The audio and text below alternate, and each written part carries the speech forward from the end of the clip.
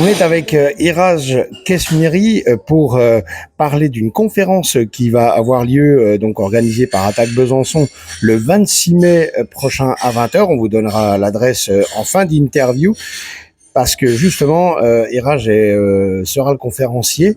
Donc, il est franco-iranien, il est depuis plus de 40 ans à Besançon. Donc, bienvenue et est-ce que tu peux te présenter un petit peu? Bonjour Frédéric, oui, je m'appelle Keshmiri Iraj, je suis franco-iranien, j'habite à Besançon depuis plus de 40 ans.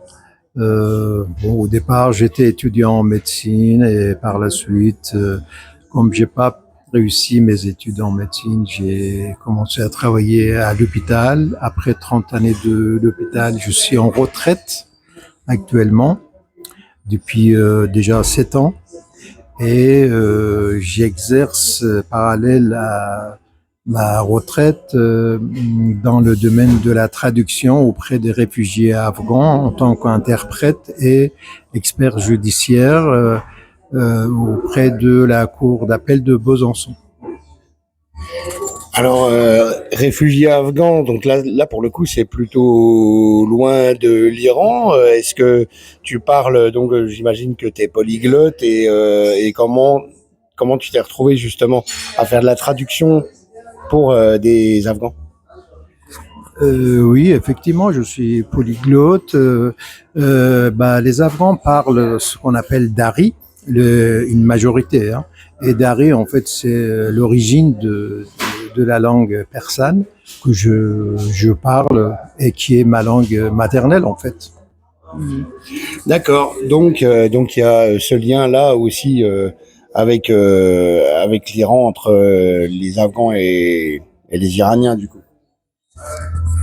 Le lien, c'est vraiment aussi historique, hein, parce qu'Afghanistan, à une époque donnée, faisait partie de l'Empire perse, hein, et puis la langue dari, qui veut dire la langue de la cour, vient de cette région d'Afghanistan, et après l'invasion arabe au 7e siècle, en fait, c'est cette région qui a su sauvegarder la langue persane, quoi.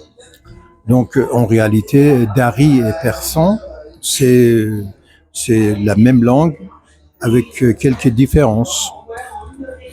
Alors, j'imagine que tu consultes régulièrement la presse iranienne ou afghane aussi depuis Besançon en fait.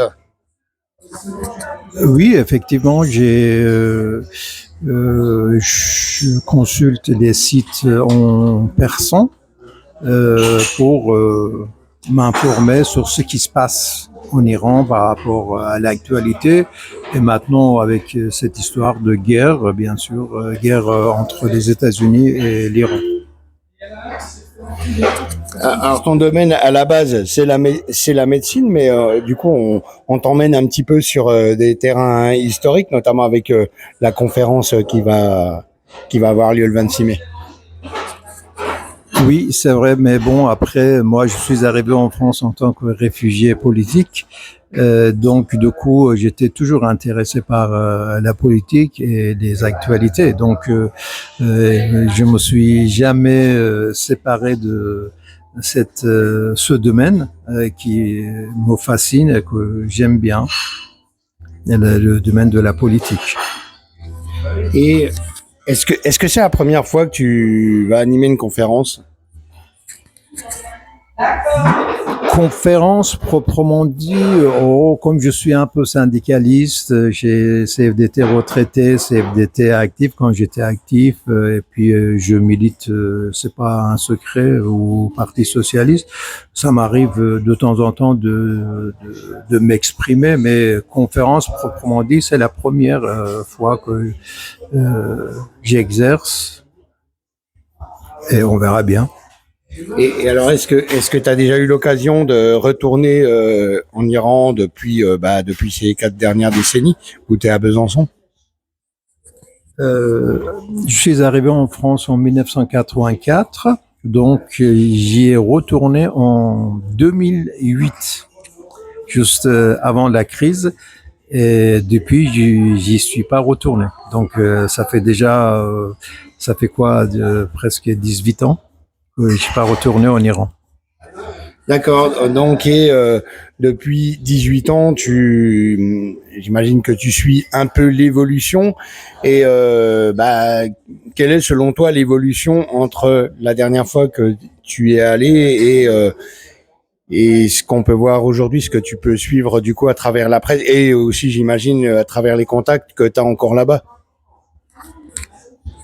L'évolution, disons que de point de vue, bon, le régime islamique, on connaît son identité, c'est un régime basé sur la religion, mais derrière la façade religieuse, euh, on a l'Iran réel.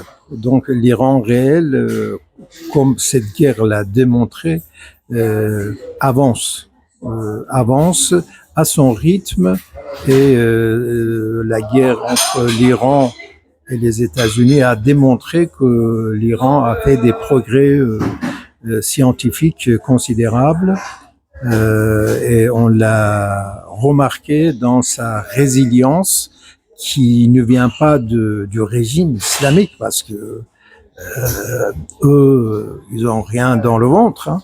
Et cette résilience, pour moi, il vient d'un peuple qui a envie de s'en sortir. Est-ce que tu arrives encore à avoir justement des contacts avec ta famille, avec des amis que tu as peut-être encore là-bas? Est-ce que le contact est facile à distance? Malheureusement, pendant la guerre, le contact est difficile. Mais j'ai une grande famille. Hein. Toute ma famille est restée en Iran. Et effectivement, de temps en temps, je parle avec eux par intermédiaire de WhatsApp, des réseaux sociaux. Oui, j'essaie de parler. Disons que par rapport à ce qui se passe, la guerre, l'Iran est tellement vaste que tout le monde n'est pas concerné directement par ce qui se passe, par les bombardements, tout ça. Mais visiblement, l'effet de la guerre est là. La vie est chère, les prix grimpent, c'est un peu comme partout dans le monde, hein, ça, ce que je constate.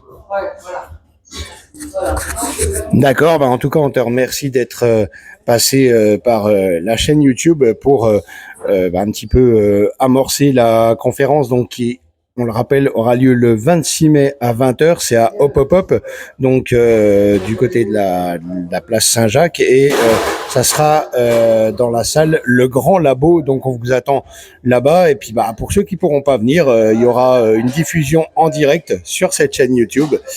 Et merci à toi, Iraj, et au 26. Je t'en prie.